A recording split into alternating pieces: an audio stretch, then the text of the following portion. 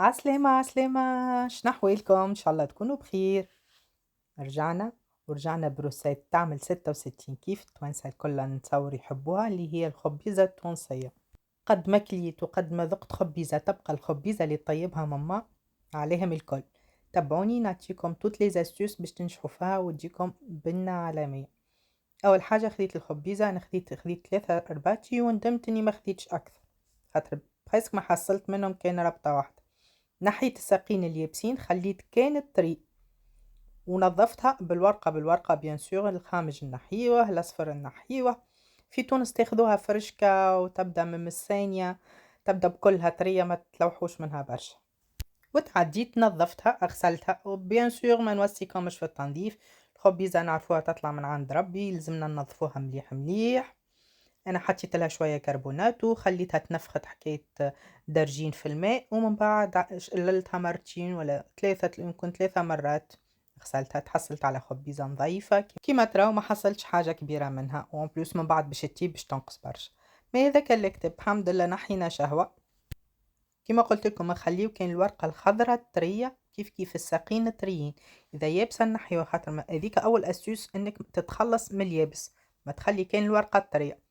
ثاني استيوس، يلزمنا نقص الخبيزة جويدة جويدة جويدة جويدة، ما تتقصش خشينة، مش تقول بالتيب. لا، اي سورتو الساقين نقصوهم جويدين، خاطر من بعد يبداو كيف التيب، تبدا مبدودة وكبيرة، الساق مش حلوة جملة، اصلا ما تشهيكش باش تاكلها. كيما تراو قصيتها جويدة، وهي الخبيزة مشتهية وما نطيبوهاش ديما، لا تارت مرتين 3 في العام نطيبوها. نوسعوا بالنا ونعملوا حاجة نظيفة وندلوها ونقصوها جويدة كيما تراو. وما بقى كاين باش نرميوها في الكاسكاس ونحطوها تفور على روحها، فما شكون يصمتها، مي نتصور مفورة تكون أبن، خاطر من بعد ميلزمش يكون فيها برشا ماء. وسبقتكم وحطيت المقفول فيه ماء يغلي، وبعد حطيت الكاسكاس يفور، وزدتها سنين ثوم يفوروا معها، زاد يزيدوها بنة على بنة. وكي نقولوا خبيزة نقولوا خبز تابونة.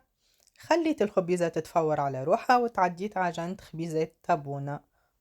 بالنسبة لخبز التابونة تلقاو في القناة فيديو مفصل خبز التابونة، مانيش باش ندخل في تفاصيل الغسات هذه، خلينا اليوم مركزين مع الخبيزة. الأسيوس الثالثة، نجيو للبصل، نقصو برشا بصل، الخبيزة تحب البصل انتي والكمية اللي باش تعملها بيان سور. وكيف نقصوه جويد، نأكد نقصوه جويد. بالنسبة لي أنا العين تاكل قبل الفم، يلزم الحاجة تحلى في عيني قبل ما باش نجم نذوقها وندخلها الفم، يلزمها تحلى في عيني. يعني فاح الخبيزة بصل وثوم. نجيو للثوم، حطيت شوية تابل وكروية وزدتهم راس كبير ثوم وهرسته. بالنسبة للكمية متاع اللي باش نستعملها أنا تكفي للخبيزة، بما أنها الخبيزة ماهيش برشا، راس ثوم يكفيها. انتي إذا الكمية اللي باش تعملها كبيرة ضاعف كمية الثوم.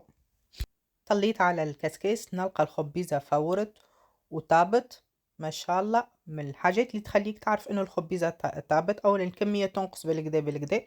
لونها يتبدل، ما عادش اخضر يولي مستصفر. وبيان سور كي نشدو الساق متاع الخبيزة نحطوها بين يدينا نلقاوها زبدة طابت زبدة. هذوما الحاجتين اللي يخليونا نعرفوا انه الخبيزة طابت، لونها يتبدل للاصفر، والساق متاع الخبيزة تبدا طرية، مش طرية ما فيهاش روح جملة. وهذه استيوس اخرى للخبيزه، استقطروها مليح. انا حاولت نعصرها خي سخونه برشا، وليت حطيتها في الصفايه بما انها كميه صغيره، وعملتها بالمغرفه بالطريقه هذه، نتخلصوا من الماء اللي فيها. الخبيزه ما تجيش مرخرخه، ماهيش عجه ولا شكشوكه، هاي لازمها تكون ملمومه. تعديت حطيت طنجره صغيره بيان سور باش نطيب لها الصوص نتاعها، زيت وكما قلنا برشا بصل، هذاك اللي باش يعطينا الماء للخبيزه، يعني الخبيزه باش تشرب الماء اللي في البصل. وضفت لهم تشيشه ملح، تشيشه بركه باش يذبل البصل، لانه الخبيزه ما تحبش الملح، من بعد نذوقوا ونشوفوا. هذوما كعبتين فلفل صغار اما حارين برشا، حار على الاخر، باش نحط نقليهم شويه. انت بيان سور في تونس عندك الفلفل الشايح هذاك، حط قلي معاهم قرن ولا زوز يعطيوها بنة زاد باش نخرجهم لانه حار اكثر من اللازم. وضفت لهم التابل والثوم اللي كنت هرسته. والحاجة اللي تفوح للخبيزة هي الهريسة العربي، من غير هريسة عربي نتصور ما تجيش بنينة. لا نحط طماطم لا حتى شي، تابل وكروية، ثوم، بصل، ملح، وهريسة عربي. ضفت لهم الخبيزة اللي كنت استقطرتها مليح، ونخليها تشرب الماء متاع البصل وتاخو غلوة باهية فيه وتكون طابت بقدرة الله. ويلزمنا نتأكدوا انه البصل زادا طاب مليح، مش نهبطوها البصل ناي، يلزم تكون تقلى مليح البصل. هذوك شوية ثوم وتابل وكروية خليتهم حطيتهم في الاخر.